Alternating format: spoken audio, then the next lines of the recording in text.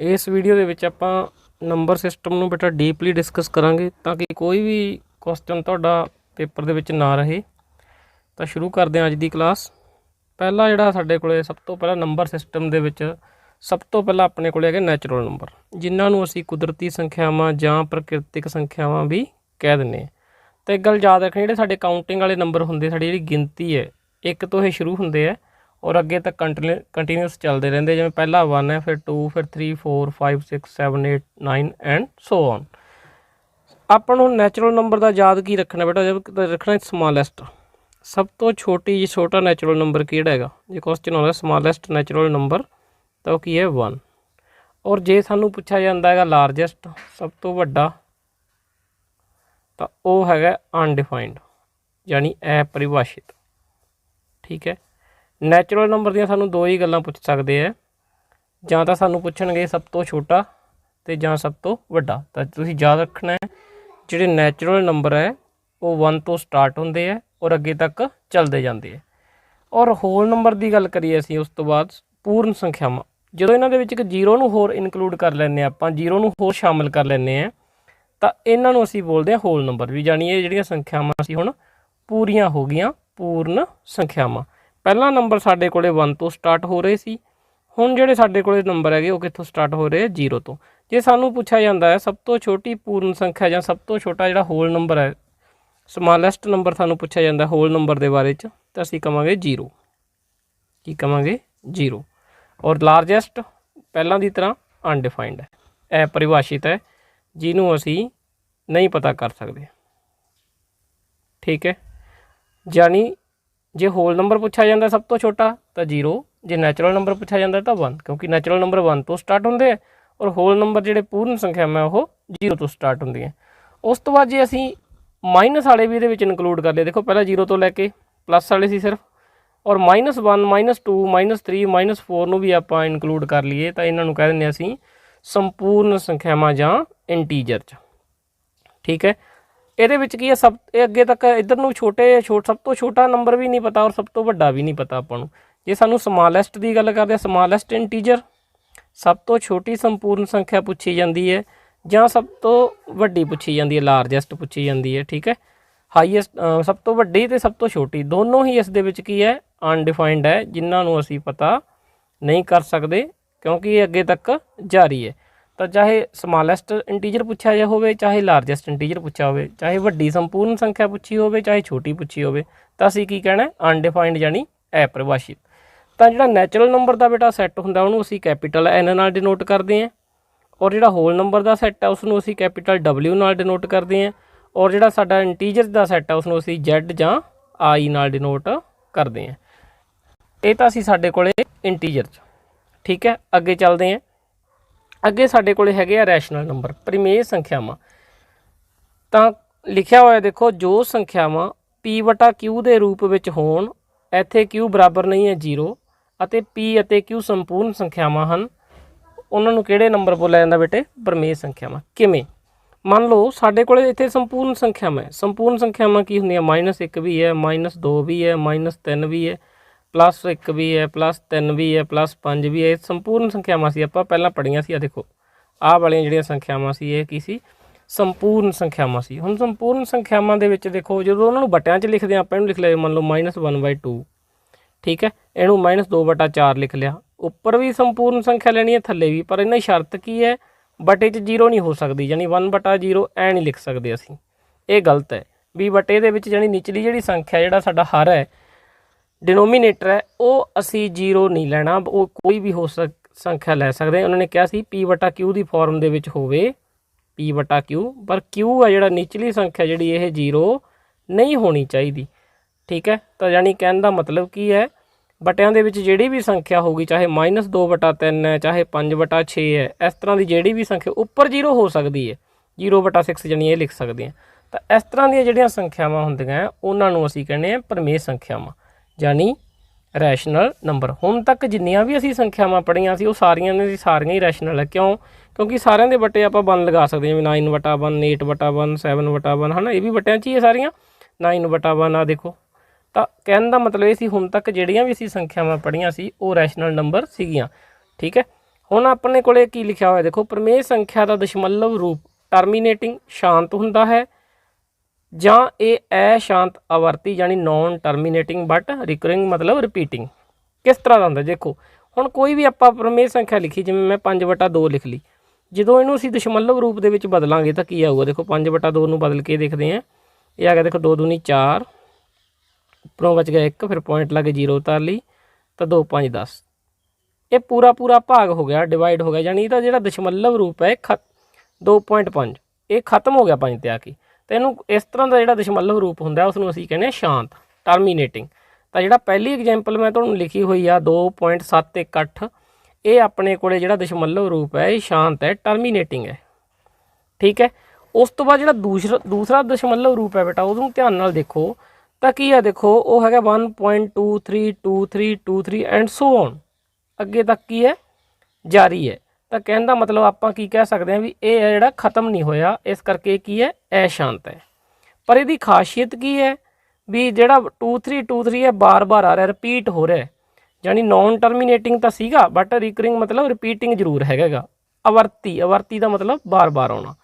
ਤਾਂ ਜਿਹੜੀ ਪ੍ਰਮੇय ਸੰਖਿਆ ਸਾਡੇ ਕੋਲੇ ਹੁੰਦੀ ਹੈ ਉਹਦਾ ਦਸ਼ਮਲਵ ਰੂਪ ਦੋ ਤਰ੍ਹਾਂ ਦਾ ਹੀ ਹੋ ਸਕਦਾ, ਜਾਂ ਤਾਂ ਸ਼ਾਂਤ ਜਾਂ ਅਸ਼ਾਂਤ ਆਵਰਤੀ।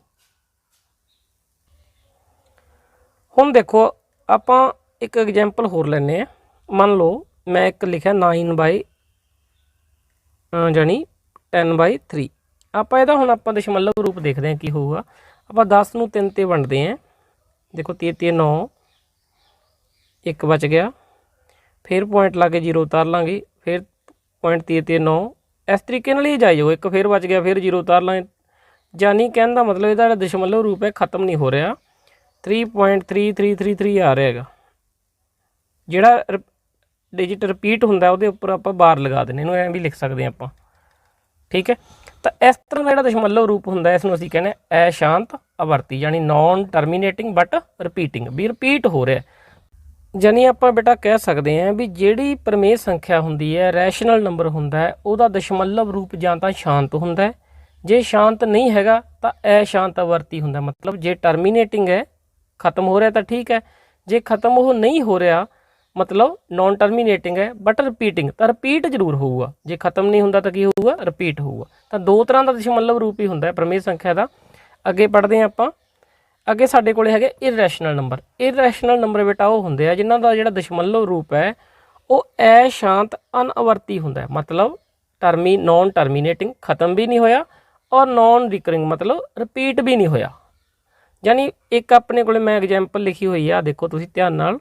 ਤਾਂ ਇਹ ਕੀ ਹੈ, ਦੇਖੋ 1.0101001001, ਮਤਲਬ ਹਰ ਵਾਰ 1 0 ਵੱਧ ਰਹੀ। ਦੇਖੋ ਇੱਥੇ 1 0 ਸੀ, ਇੱਥੇ ਕਿੰਨੀਆਂ ਹੋ ਗਈਆਂ, 2 ਹੋ ਗਈਆਂ, ਫਿਰ 3 ਹੋ ਗਈਆਂ, ਅੱਗੇ ਕਿੰਨੀਆਂ ਹੋ ਜਾਣਗੀਆਂ, 4, ਵੀ ਰਿਪੀਟ ਨਹੀਂ ਹੋ ਰਿਹਾ।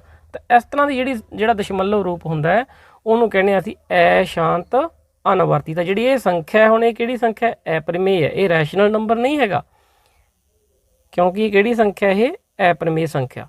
ਔਰ ਜਿਹੜੀ ਨੈਕਸਟ ਵੀਡੀਓ ਹੋਊਗੀ ਬੇਟਾ ਉਸ ਦੇ ਵਿੱਚ ਆਪਾਂ ਪ੍ਰਮੇय ਸੰਖਿਆ ਨੂੰ ਫ੍ਰੈਕਸ਼ਨ ਦੇ ਵਿੱਚ ਬਦਲਣਾ, ਬਟਿਆਂ ਦੇ ਵਿੱਚ ਬਦਲਣਾ ਸਿੱਖਾਂਗੇ, ਜਿਹੜਾ ਕਿ ਬਹੁਤ ਹੀ ਮੋਸਟ ਇੰਪੋਰਟੈਂਟ ਟੌਪਿਕ ਹੈ। ਅਗਲੀ ਵੀਡੀਓ ਦੇ ਵਿੱਚ ਆਪਾਂ ਇਸ ਨੂੰ ਕਰਾਂਗੇ।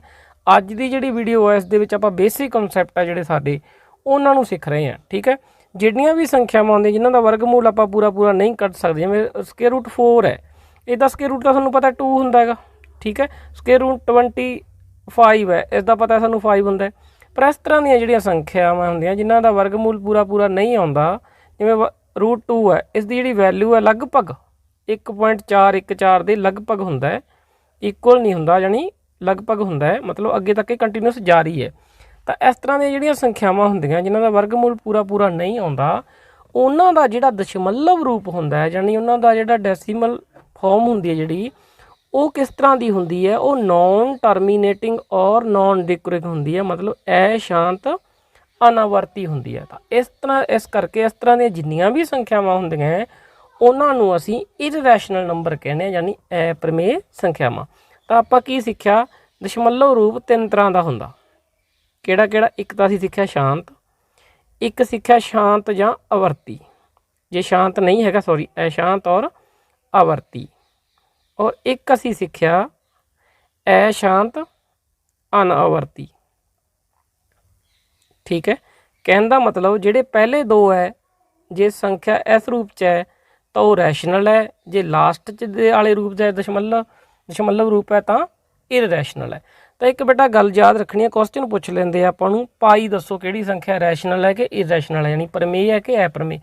तो जिहड़ा पाई का मुल है 3.14 के लगभग हुंदा है, 22/7 के भी लगभग हुंदा है, और 355/113 ये भी पाई का एक मुल हुंदा है, उसदे ये लगभग हुंदा है। पाई की वैल्यू 22/7 के बराबर नहीं हुंदी, ठीक है, बराबर नहीं हुंदी, ये इसदे अप्रोक्सीमेटली इक्वल हुंदी है, लगभग हुंदी है। आपां कह सकते हैं जी पाई है ये 22/7 के अप्रोक्सीमेटली इक्वल है, इक्वल नहीं हैगा, ठीक है। पर आपां क्वेश्चन करन लई पाई की जी वैल्यू है वो 22/7 ਜਾਂ 3.14 ਜਾਂ 355/113 ਇਹਨੂੰ ਵਰਤ ਲੈਂਦੇ ਆ। ਤਾਂ ਜੇ ਕੁਐਸਚਨ ਦੇ ਵੀ ਆਪਾਂ ਨੂੰ ਪੁੱਛਿਆ ਜਾਂਦਾ ਵੀ ਪਾਈ ਕਿਹੜੀ ਸੰਖਿਆ ਹੈ, ਤਾਂ ਪਾਈ ਕਿਹੜੀ ਸੰਖਿਆ ਅਪਰਮੇय, ਕਿਉਂਕਿ ਪਾਈ ਦੀ ਜਿਹੜੀ ਵੈਲਿਊ ਹੈ मैथमेटिशियन जिन्हें बहुत अगे जानी डेसीमल प्लेसेज तक फाइंड करके देखी है, ये रिपीट नहीं हुई अगे तक और ना ही ये खत्म हुई है। तो इस करके जी संख्या है पाई अप्रमेय संख्या। और एक होंगे बेटा एक्सपोनेंशियल नंबर, ये बुक्स दे विच नहीं हैगा पर तुसी नोट कर लेना, इनू ई नाल डिनोट कर दें, जिवें पाई का साइन सी इस तरह एक्सपोनेंशियल नंबर का जिहड़ा साइन है ई हुंदा। इहदी वैल्यू भी 2.7182 के लगभग हुंदी है। ये +1 ਦੇ ਵਿੱਚ ਆਉਂਦਾ ਹੈਗਾ ਅੱਗੇ, ਤੁਸੀਂ ਜਦੋਂ ਅਗਲੀ ਕਲਾਸ ਦੇ ਵਿੱਚ ਪੜ੍ਹਦੇ ਹੋ। ਪਰ ਤੁਸੀਂ ਇਸ ਨੂੰ ਯਾਦ ਰੱਖ ਲੈਣਾ, ਇੱਕ ਐਕਸਪੋਨੈਂਸ਼ੀਅਲ ਨੰਬਰ ਔਰ ਇੱਕ ਪਾਈ, ਇਹ ਦੋਨੋਂ ਹੀ ਇਰਰੈਸ਼ਨਲ ਨੰਬਰ ਨੇ, ਅਪਰਮੇय ਸੰਖਿਆਵਾਂ ਨੇ, ਠੀਕ ਹੈ। ਹੁਣ ਤੱਕ ਆਪਾਂ ਕੀ ਸਿੱਖਿਆ? ਆਪਾਂ ਇੱਕ ਤਾਂ ਦੇਖੋ ਨੈਚੁਰਲ ਨੰਬਰ ਪੜ੍ਹੇ, 1 ਤੋਂ ਸ਼ੁਰੂ ਹੋਏ, 1 2 3 4 5 ਹੈ ਨਾ, ਇਹ ਸਾਰੇ ਦੇ ਸਾਰੇ ਕਿਹੜੇ ਨੰਬਰ ਸੀ? ਨੈਚੁਰਲ ਨੰਬਰ ਸੀ।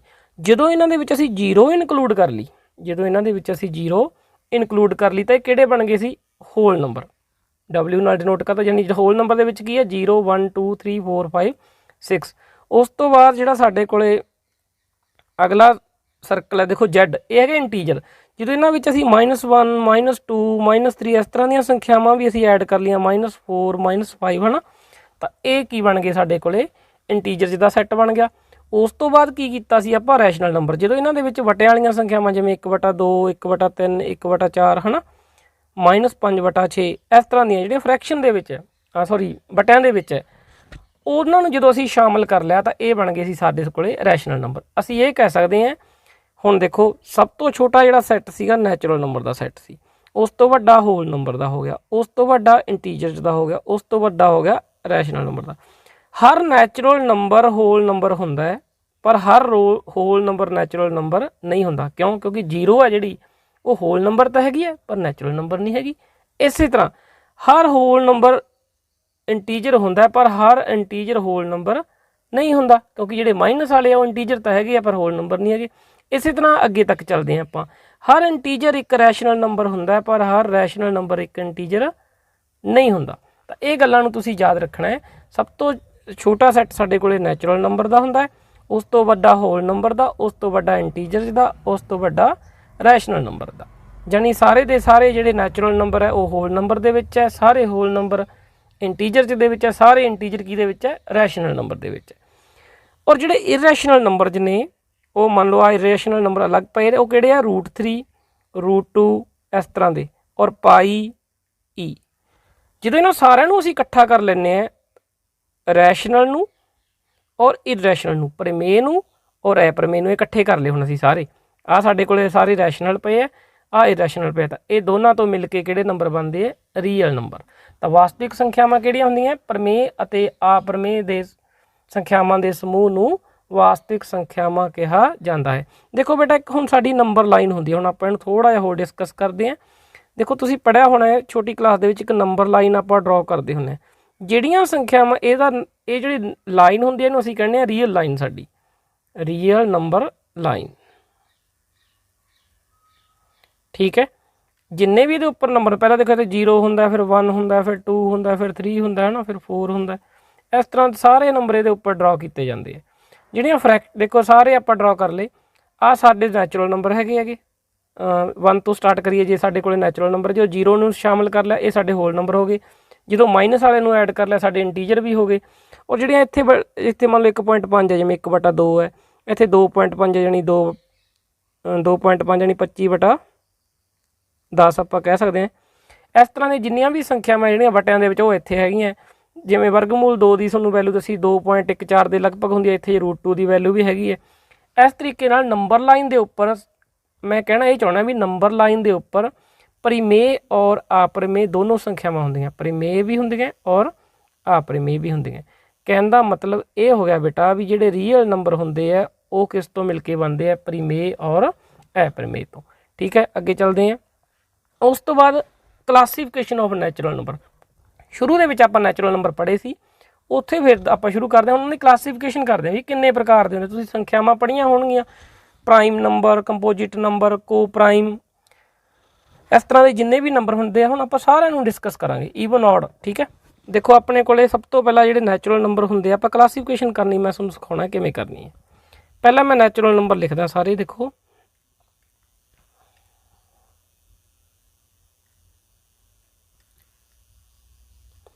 ਹੁਣ ਆਪਾਂ ਨੈਚੁਰਲ ਨੰਬਰ ਸਾਰੇ ਲਿਖ ਲਏ। 1 ਤੋਂ ਆਪਾਂ ਸਟਾਰਟ ਕਰਦੇ ਹਾਂ। ਦੇਖੋ 1 2 3 4 5 6 7 8 9 ਔਰ 10। ਕਲਾਸੀਫਿਕੇਸ਼ਨ ਕਰਦੇ ਹਾਂ ਆਪਾਂ। ਕਲਾਸੀਫਿਕੇਸ਼ਨ ਕਿਵੇਂ ਕਰਨੀ ਹੈ, ਸਭ ਤੋਂ ਪਹਿਲਾਂ ਆਪਾਂ ਨੂੰ ਗੁਣਨਖੰਡ ਬਣਾਉਣੇ ਆਉਣੇ ਚਾਹੀਦੇ ਆ। ਹੁਣ ਦੇਖੋ ਜਿਹੜਾ ਆਪਣੇ ਕੋਲੇ 1 ਹੈ ਉਹਦੇ ਕਿੰਨੇ ਗੁਣਨਖੰਡ, ਯਾਨੀ 1 ਕਿਹਦੇ ਪਹਾੜੇ 'ਚ ਆਉਂਦਾ, 1 ਦੇ ਪਹਾੜੇ 'ਚ ਆਉਂਦਾ, 1 ਦੇ ਟੇਬਲ 'ਚ ਆਉਂਦਾ, ਤਾਂ 1 ਦਾ ਇੱਕੋ ਹੀ ਗੁਣਨਖੰਡ ਹੈ ਸਿਰਫ 1। 2 ਕਿਸ ਦੇ ਟੇਬਲ 'ਚ ਆਉਂਦਾ ਹੈ, 2 1 ਦੇ ਟੇਬਲ 'ਚ ਵੀ ਆਉਂਦਾ ਔਰ 2 ਦੇ ਟੇਬਲ 'ਚ ਵੀ ਆਉਂਦਾ, ਤਾਂ 2 ਦੇ ਕਿੰਨੇ ਗੁਣਨਖੰਡ ਹੋ ਗਏ, ਕਿੰਨੇ ਫੈਕਟਰ ਹੋ ਗਏ, 2 ਹੋ ਗਏ। ਇਸੇ ਤਰ੍ਹਾਂ ਜਿਹੜਾ 3 ਹੈ ਉਹ ਕਿਸ 'ਤੇ ਡਿਵਾਈਡ ਹੋਊਗਾ, 1 'ਤੇ ਹੋਊਗਾ ਔਰ 3 'ਤੇ ਹੋਊਗਾ। 4 ਕਿਸ 'ਤੇ ਡਿਵਾਈਡ ਹੋਊਗਾ, ਯਾਨੀ 4 ਕਿਸ ਦੇ ਟੇਬਲ 'ਚ ਆਊਗਾ, 1 ਦੇ ਟੇਬਲ 'ਚ ਆਊਗਾ, 2 ਦੇ ਟੇਬਲ 'ਚ ਆਊਗਾ ਔਰ 4 ਦੇ ਟੇਬਲ 'ਚ ਆਊਗਾ। 5 ਕਿਸ ਦੇ ਟੇਬਲ 'ਚ ਆਊਗਾ, 1 ਦੇ ਔਰ 5 ਦੇ। 6 ਕਿਸ ਦੇ ਟੇਬਲ 'ਚ ਆਉਂਦਾ, 1 ਦੇ, 2 ਦੇ ਔਰ 3 ਦੇ ਔਰ 6 ਦੇ। ਠੀਕ ਹੈ, 7 ਦੀ ਗੱਲ ਕਰੀਏ ਤਾਂ 7 ਕਿਸ ਦੇ ਟੇਬਲ 'ਚ ਆਉਂਦਾ, 1 ਤੇ 7 ਦੇ। 8 ਦੀ ਗੱਲ ਕਰੀਏ ਤਾਂ 8 ਆਉਂਦਾ 1 2 ਔਰ ਉਸ ਤੋਂ ਬਾਅਦ ਹੈ 4 ਔਰ 8। 9 ਕਿਸ ਦੇ ਟੇਬਲ 'ਚ ਆਉਂਦਾ, 1 ਦੇ ਟੇਬਲ 'ਚ ਆਉਂਦਾ, 3 ਦੇ ਟੇਬਲ 'ਚ ਆਉਂਦਾ ਔਰ 9 ਦੇ ਟੇਬਲ। ਇੱਥੋਂ ਤੱਕ ਹੀ ਬਹੁਤ ਹੈ। ਤੁਸੀਂ ਬੇਟਾ ਧਿਆਨ ਨਾਲ ਦੇਖੋਗੇ ਜਿਹੜੀਆਂ ਆਹ ਸੰਖਿਆ ਕਿਹੜੀ ਜਿਹੜੀ 1 ਹੈ ਇਹਦਾ ਸਿਰਫ ਇੱਕੋ ਹੀ ਗੁਣਨਖੰਡ ਹੈ, ਇਹਦਾ ਸਿਰਫ ਇੱਕੋ ਹੀ ਗੁਣਨਖੰਡ ਹੈ 1, ਉਸ ਤੋਂ ਵੱਧ ਨਹੀਂ। ਜਿਹੜੀ ਸੰਖਿਆ ਦੇਖੋ 2 ਹੈ ਇਹਦੇ 2 ਗੁਣਨਖੰਡ ਹੈ, 3 ਦੇ ਵੀ 2 ਗੁਣਨਖੰਡ ਹੈ, 5 ਦੇ ਵੀ 2 ਗੁਣਨਖੰਡ ਹੈ, 7 ਦੇ ਵੀ 2 ਗੁਣਨਖੰਡ ਹੈ ਔਰ ਉਸ ਤੋਂ ਬਾਅਦ ਅੱਗੇ ਕਿਸੇ ਦੇ ਹੈ ਨਹੀਂ, 11 ਦੇ ਹੋਣਗੇ ਉਸ ਤੋਂ ਬਾਅਦ। ਜਾਣੀ ਆਪਾਂ ਨੂੰ ਕੁਝ ਸੰਖਿਆਵਾਂ ਇਹੋ ਜਿਹੀਆਂ ਮਿਲੀਆਂ ਜਿਨ੍ਹਾਂ ਦੇ ਗੁਣਨਖੰਡ ਕਿੰਨੇ ਹੈ, 2 ਹੈ। ਔਰ ਉਸ ਤੋਂ ਬਾਅਦ ਜਿਹੜੀਆਂ ਆਹ ਵਾਲੀਆਂ ਸੰਖਿਆਵਾਂ ਬਾਕੀ ਬਚ ਗਈਆਂ ਜਿਨ੍ਹਾਂ ਦੇ ਉੱਪਰ ਮੈਂ ਬਾਕਸ ਬਣਾ ਰਿਹਾ ਹੈਗਾ, ਆਹ ਜਿਹੜੀਆਂ ਸੰਖਿਆਵਾਂ ਜਿਨ੍ਹਾਂ ਦੇ ਉੱਪਰ ਬਾਕਸ ਬਣ ਰਹੇ ਨੇ ਇਹ ਉਹ ਸੰਖਿਆਵਾਂ ਹੈ ਜਿਨ੍ਹਾਂ ਦੇ ਗੁਣਨਖੰਡ 2 ਤੋਂ ਵੱਧ ਹੈ। ਕਿਸੇ ਦੇ 3 ਹੈ, ਕਿਸੇ ਦੇ 4 ਹੋਣਗੇ, ਅੱਗੇ ਕਿਸੇ ਦੇ 5 ਵੀ ਹੋਣਗੇ, 6 ਵੀ ਹੋਣਗੇ। ਇਕਾਈ ਸੰਖਿਆ ਦੇ ਵਿੱਚ ਦੇਖੋ ਕੀ ਹੈ, ਜੇ ਸੰਖਿਆ ਦਾ ਕੇਵਲ ਇੱਕ ਗੁਣਨਖੰਡ ਹੋਵੇ ਉਸ ਨੂੰ ਕਿਹੜੀ ਸੰਖਿਆ ਕਿਹਾ ਜਾਂਦਾ ਹੈ, ਇਕਾਈ ਸੰਖਿਆ। ਤਾਂ ਜਿਹੜਾ ਆਪਾਂ ਨੂੰ ਕੁਐਸਚਨ ਦੇ ਵਿੱਚ ਆ ਜਾਏ ਵੀ ਯੂਨਿਟ ਨੰਬਰ ਕਿਹੜਾ ਹੈ, ਇਕਾਈ ਸੰਖਿਆ ਕਿਹੜੀ, ਤਾਂ 1 ਨੂੰ ਕੀ ਕਹਿੰਦੇ ਆਪਾਂ, ਯੂਨਿਟ ਨੰਬਰ ਕਹਿੰਦੇ, ਕਿਉਂਕਿ ਉਹਦਾ ਇੱਕੋ ਹੀ ਗੁਣਨਖੰਡ ਆਇਆ ਸੀ, ਆਪਾਂ ਨੀਚੇ ਕੀਤਾ ਸੀਗਾ ਹੁਣੀ। ਉਸ ਤੋਂ ਬਾਅਦ ਅਭਾਜ ਸੰਖਿਆ, ਜਿਸ ਸੰਖਿਆ ਦੇ ਕੇਵਲ 2 ਗੁਣਨਖੰਡ ਹੋਣ, ਤਾਂ 2 ਦੇ 2 ਗੁਣਨਖੰਡ ਆਏ ਸੀ, 3 ਦੇ 2 ਗੁਣਨਖੰਡ ਸੀ, 5 ਦੇ 2 ਗੁਣਨਖੰਡ ਸੀ, 7 ਦੇ 2 ਸੀ, ਇਸੇ ਤਰ੍ਹਾਂ 11 ਔਰ 13 ਦੇ ਸੀ। ਆਪਾਂ ਨੀਚੇ ਕੀਤਾ ਸੀ, ਦੇਖੋ 2 ਦੇ 2 ਗੁਣਨਖੰਡ ਸੀ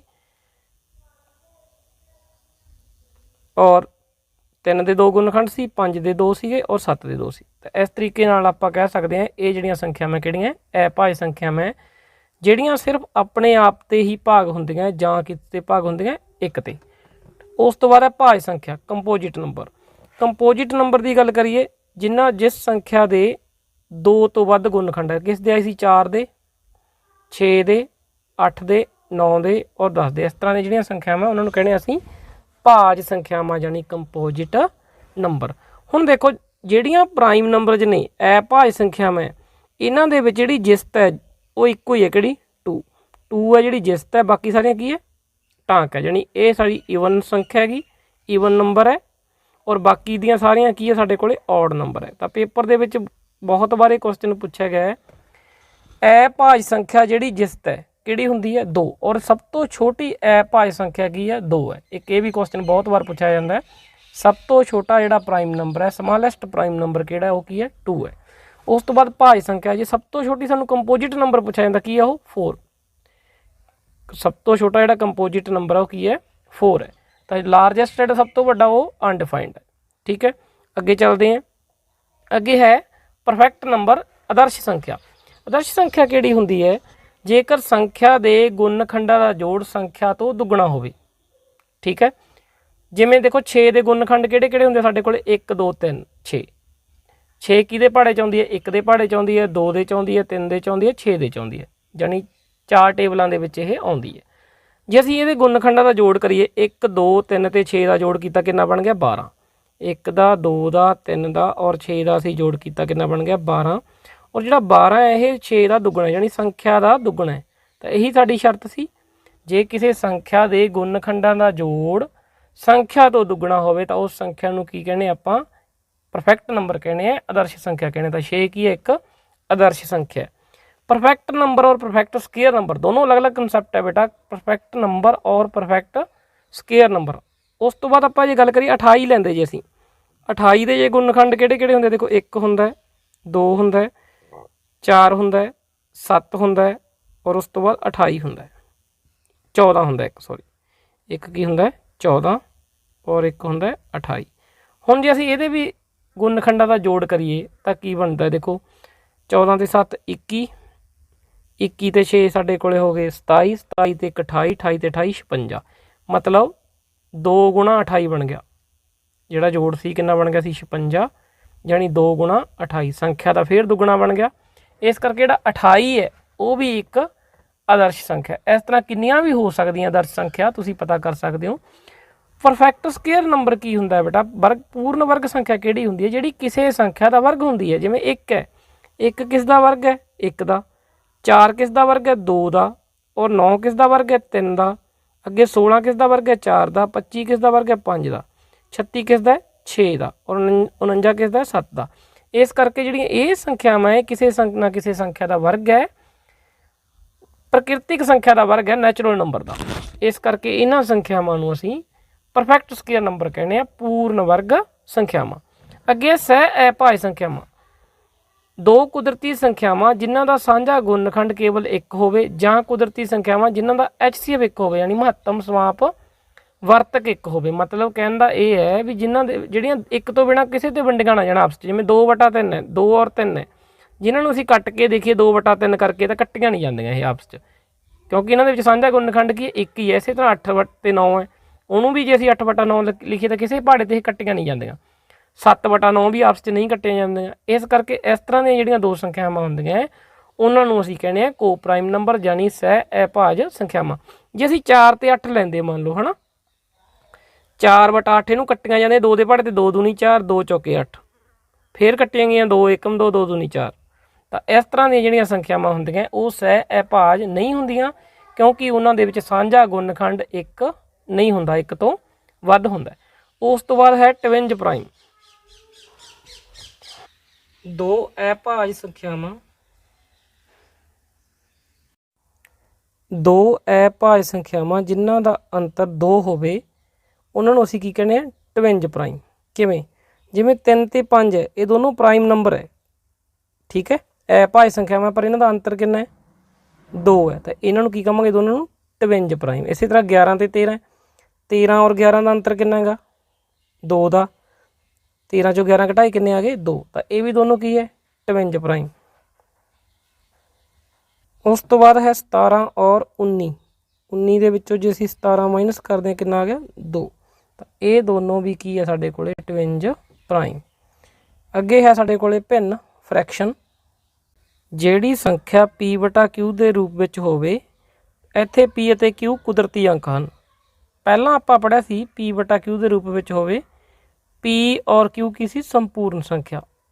ਜਦੋਂ P ਤੇ Q ਸੰਪੂਰਨ ਸੰਖਿਆਵਾਂ ਹੁੰਦੀਆਂ ਉਦੋਂ ਹੁੰਦਾ ਪ੍ਰਮੇਯ ਸੰਖਿਆ, ਪਰ ਭਿੰਨ ਦੇ ਵਿੱਚ ਕੀ ਹੁੰਦਾ? P ਔਰ Q ਕੀ ਹੁੰਦੀਆਂ? Natural number. ਇੱਥੇ ਇਹੀ ਫਰਕ ਹੈ, ਫਰੈਕਸ਼ਨ ਔਰ ਰੈਸ਼ਨਲ ਨੰਬਰ ਦੇ ਵਿੱਚ ਇਹੀ ਫਰਕ ਹੈ। ਉਹਦੇ ਵਿੱਚ P ਤੇ Q ਕੀ ਸੀ ਸਾਡੇ ਕੋਲੇ? ਸੰਪੂਰਨ ਸੰਖਿਆਵਾਂ, ਔਰ ਇਹਦੇ ਵਿੱਚ ਕੀ ਹੁੰਦੇ ਆ? Natural number. ਜਾਣੀ ਹਰ ਫਰੈਕਸ਼ਨ ਹੈ ਜਿਹੜੀ ਉਹ ਇੱਕ ਰੈਸ਼ਨਲ ਨੰਬਰ ਹੁੰਦੀ ਹੈ, ਪਰ ਹਰ ਇੱਕ ਰੈਸ਼ਨਲ ਨੰਬਰ ਫਰੈਕਸ਼ਨ ਨਹੀਂ ਹੁੰਦਾ। ਇਹਦੇ ਵਿੱਚ ਸਾਡੇ ਕੋਲੇ ਮਾਈਨਸ ਵਾਲੀਆਂ ਸੰਖਿਆਵਾਂ ਨਹੀਂ ਹੁੰਦੀਆਂ, ਸਿਰਫ ਪਲੱਸ ਵਾਲੀਆਂ ਸੰਖਿਆਵਾਂ ਹੁੰਦੀਆਂ, 0 ਵੀ ਇਨਕਲੂਡ ਨਹੀਂ ਹੁੰਦੀ। ਜਾਣੀ ਜਿਹੜੀ ਇਹਦੀ ਫਰੈਕਸ਼ਨ ਦੀ ਜਿਹੜੀ ਵੈਲਿਊ ਹੈ ਉਹ 0.1, 0.2, 0.3 ਇਸ ਤਰੀਕੇ ਨਾਲ ਹੋ ਸਕਦੀ ਹੈ। 0 ਔਰ 1 ਦੇ ਵਿਚਕਾਰ ਵੀ ਹੋ ਸਕਦੀ ਹੈ, ਔਰ ਉਸ ਤੋਂ ਵੱਡੀ ਵੀ ਹੋ ਸਕਦੀ ਹੈ 1 ਤੋਂ। ਜਾਣੀ ਆਪਣੇ ਕੋਲ ਜੇ 5/7, ਜਿਵੇਂ 5/4, 5/3 ਇਸ ਤਰ੍ਹਾਂ ਲਿਖਦੇ ਹਾਂ ਜੇ, ਮਾਈਨਸ 'ਚ ਨਹੀਂ ਹੁੰਦੀ। ਕਹਿਣ ਦਾ ਮਤਲਬ ਇਹ ਹੈ ਜਿਹੜਾ ਭਿੰਨ ਜਾਂ ਫਰੈਕਸ਼ਨ ਹੈ ਇਸ ਦੀ ਜਿਹੜੀ ਵੈਲਿਊ ਹੈ ਉਹ ਨੈਗੇਟਿਵ ਨਹੀਂ ਹੁੰਦੀ, ਕਿਉਂਕਿ ਪੀ ਤੇ ਕਿਊ ਕਿਹੜੇ ਨੰਬਰ ਹੈ, ਨੈਚੁਰਲ ਨੰਬਰ। ਉਸ ਤੋਂ ਬਾਅਦ ਹੈ ਟਾਈਪਸ ਆਫ ਫਰੈਕਸ਼ਨ। ਸਭ ਤੋਂ ਪਹਿਲਾਂ ਹੈ ਸਾਡੇ ਕੋਲ ਉਚਿਤ ਭਿੰਨ, ਜਿਹਨੂੰ ਅਸੀਂ ਪ੍ਰੋਪਰ ਫਰੈਕਸ਼ਨ ਕਹਿੰਦੇ। ਇਹਦੇ ਲਈ ਕੀ ਹੁੰਦਾ ਹੈ, ਜੇਕਰ ਅੰਸ਼ ਹਰ ਤੋਂ ਛੋਟਾ ਹੋਵੇ, ਯਾਨੀ ਜਿਹੜਾ ਸਾਡੇ ਕੋਲ ਨੰਬਰੇਟਰ ਹੈ ਉਹ ਡਿਨੋਮੀਨੇਟਰ ਤੋਂ ਕੀ ਹੁੰਦਾ, ਲੈਸ ਹੁੰਦਾ, ਯਾਨੀ ਉੱਪਰ ਵਾਲੀ ਜਿਹੜੀ ਸੰਖਿਆ ਉਹ ਥੱਲੇ ਵਾਲੀ ਸੰਖਿਆ ਤੋਂ ਛੋਟੀ ਹੋਊਗੀ। ਜਿਵੇਂ 1/2, 3/5, 7/9 ਜਿਹੜੀਆਂ ਲਿਖੀਆਂ ਹੋਈਆਂ ਇਹ ਐਗਜਾਮਪਲਜ਼, ਇਹ ਇਸ ਤਰ੍ਹਾਂ ਦੀਆਂ ਐਗਜਾਮਪਲਜ਼ ਨੇ ਜਿਨ੍ਹਾਂ ਦੇ ਵਿੱਚ ਹਰ ਹੈ ਜਿਹੜਾ ਉਹ ਅੰਸ਼ ਨਾਲੋਂ ਵੱਡਾ ਹੈ ਅਤੇ ਜਿਹੜਾ ਅੰਸ਼ ਹੈ ਉਹ ਹਰ ਨਾਲੋਂ ਛੋਟਾ ਹੈ। ਤਾਂ ਇਹ ਗੱਲ ਯਾਦ ਰੱਖਣੀ, ਜਿਹੜੀ ਉੱਪਰ ਵਾਲੀ ਸੰਖਿਆ ਹੈ ਉਹ ਨੀਚੇ ਵਾਲੀ ਸੰਖਿਆ ਤੋਂ ਕੀ ਹੋਣੀ ਚਾਹੀਦੀ ਹੈ, ਛੋਟੀ ਹੋਣੀ ਚਾਹੀਦੀ ਹੈ। ਅੱਗੇ ਹੈ ਅਨੁਚਿਤ ਭਿੰਨ, ਜਿਹਨੂੰ ਅਸੀਂ ਇੰਪਰੋਪਰ ਫਰੈਕਸ਼ਨ ਕਹਿੰਦੇ। ਇਹਦੀ ਸ਼ਰਤ ਕੀ ਹੈ, ਅੰਸ਼ ਹਰ ਤੋਂ ਵੱਡਾ ਹੋਵੇ, ਯਾਨੀ ਹੁਣ ਉਲਟਾ ਹੋ ਗਿਆ। ਹੁਣ ਜਿਹੜਾ ਨੰਬਰੇਟਰ ਹੈ ਸਾਡਾ ਡਿਨੋਮੀਨੇਟਰ ਤੋਂ ਕੀ ਹੋਊਗਾ, ਜ਼ਿਆਦਾ ਹੋਊਗਾ। ਜਿਵੇਂ 3/2 ਪਹਿਲੀ ਸੰਖਿਆ ਲਿਖੀ ਹੈ, ਜਿਹੜਾ ਅੰਸ਼ ਹੈ ਜਿਹੜਾ ਇਹਦਾ ਹਰ ਤੋਂ ਵੱਡਾ ਹੈ। ਅੱਗੇ ਫਿਰ 7/5, ਹੁਣ ਉੱਪਰ ਵਾਲੀ ਸੰਖਿਆ ਜੇ ਵੱਡੀ ਹੈ, ਠੀਕ ਹੈ, ਤਾਂ ਉਹਨੂੰ ਅਸੀਂ ਕਹਿੰਦੇ ਹੈ ਅਨੁਚਿਤ ਭਿੰਨ। ਉਸ ਤੋਂ ਬਾਅਦ ਹੈ ਮਿਸ਼ਰਤ ਭਿੰਨ। ਮਿਸ਼ਰਤ ਭਿੰਨ ਹੈ ਜਿਹੜੀ ਅਨੁਚਿਤ ਭਿੰਨ ਤੋਂ ਬਣਦੀ ਹੈ। ਜੇ ਸਾਨੂੰ ਕੁਐਸਚਨ ਆ ਜੇ ਮਿਸ਼ਰਤ ਭਿੰਨ ਕਿਹੜੀ ਭਿੰਨ ਤੋਂ ਪ੍ਰਾਪਤ ਕੀਤੀ ਜਾਂਦੀ ਹੈ, ਤਾਂ ਅਨੁਚਿਤ ਭਿੰਨ ਤੋਂ। ਜਿਵੇਂ ਸਾਡੇ ਕੋਲ 3/2 ਹੀ ਹੈ, 3/2 ਇਹਨੂੰ ਜਦੋਂ ਅਸੀਂ ਵੰਡਾਂਗੇ ਤਾਂ 2 × 2 ਕਿੰਨਾ ਬਾਕੀ ਬਚ ਗਿਆ, 1। ਤਾਂ ਇਹਦੀਆਂ ਸਹੀਆਂ ਬਣਾਵਾਂਗੇ, ਇਹਨੂੰ ਲਿਖਾਂਗੇ 1 ਸਹੀ 1/2। ਜਿਹੜੀਆਂ ਸਹੀਆਂ ਦੇ ਵਿੱਚ ਜਿਹੜੀ ਭਿੰਨ ਦਿੱਤੀ ਹੁੰਦੀ ਹੈ ਉਹਨੂੰ ਅਸੀਂ ਕਹਿੰਦੇ ਹਾਂ ਮਿਸ਼ਰਤ ਭਿੰਨ। ਜਿਵੇਂ ਆਹ ਹੈ 2 ਸਹੀ 1/4, 5 ਸਹੀ 3/4 ਔਰ 6 ਸਹੀ 1/2। ਇਸ ਤਰ੍ਹਾਂ ਦੀਆਂ ਜਿਹੜੀਆਂ ਭਿੰਨਾਂ ਹੁੰਦੀਆਂ ਉਹਨੂੰ ਅਸੀਂ ਕਹਿੰਦੇ ਹਾਂ ਮਿਕਸਡ ਫਰੈਕਸ਼ਨ ਜਾਂ ਮਿਸ਼ਰਤ ਭਿੰਨ। ਔਰ ਮਿਸ਼ਰਤ ਭਿੰਨ ਹੈ ਬੇਟਾ ਜਿਹੜੀ ਇਹ ਅਨੁਚਿਤ ਭਿੰਨ ਤੋਂ ਪ੍ਰਾਪਤ ਕੀਤੀ ਜਾਂਦੀ ਹੈ। ਜੇ ਕੁਐਸਚਨ ਪੁੱਛਿਆ ਜਾਂਦਾ ਕਿਹੜੀ ਭਿੰਨ ਤੋਂ ਪ੍ਰਾਪਤ ਹੁੰਦੀ ਹੈ, ਅਨੁਚਿਤ ਤੋਂ। ਅੱਗੇ ਹੈ ਸਮ ਅੰਸ਼ ਭਿੰਨਾਂ, ਉਹ ਭਿੰਨਾਂ ਜਿਨ੍ਹਾਂ ਦਾ ਅੰਸ਼ ਬਰਾਬਰ ਹੋਵੇ। ਜਿਵੇਂ ਦੇਖੋ ਆ ਲਿਖੀਆਂ ਹੋਈਆਂ 3, 2/3, 2/7, 2/9। ਇਸ ਤਰ੍ਹਾਂ ਦੀਆਂ ਜਿਹੜੀਆਂ ਭਿੰਨਾਂ ਹੁੰਦੀਆਂ ਜਿਨ੍ਹਾਂ ਦਾ ਅੰਸ਼ ਬਰਾਬਰ ਹੁੰਦਾ ਉਹਨਾਂ ਨੂੰ ਕਹਿੰਦੇ ਆ ਸਮ ਅੰਸ਼ ਭਿੰਨਾਂ। ਇਸੇ ਤਰ੍ਹਾਂ ਸਮ ਹਰ ਹੁੰਦੀਆਂ, ਜੇ ਹਰ ਬਰਾਬਰ ਹੈਗੇ ਸਾਡੇ ਕੋਲੇ, ਠੀਕ ਹੈ, ਤਾਂ ਉਹਨਾਂ ਨੂੰ ਕਹਿੰਦੇ ਅਸੀਂ ਸਮ ਹਰ। ਤੁੱਲ ਭਿੰਨਾਂ ਜਿਨ੍ਹਾਂ ਦਾ ਮੁੱਲ ਬਰਾਬਰ ਹੋਵੇ। ਜਿਵੇਂ ਦੇਖੋ 2/9, 4/18 ਇਕੁਅਲ ਫਰੈਕਸ਼ਨ 'ਚ ਕਹਿ ਸਕਦੇ ਇਹਨਾਂ ਨੂੰ।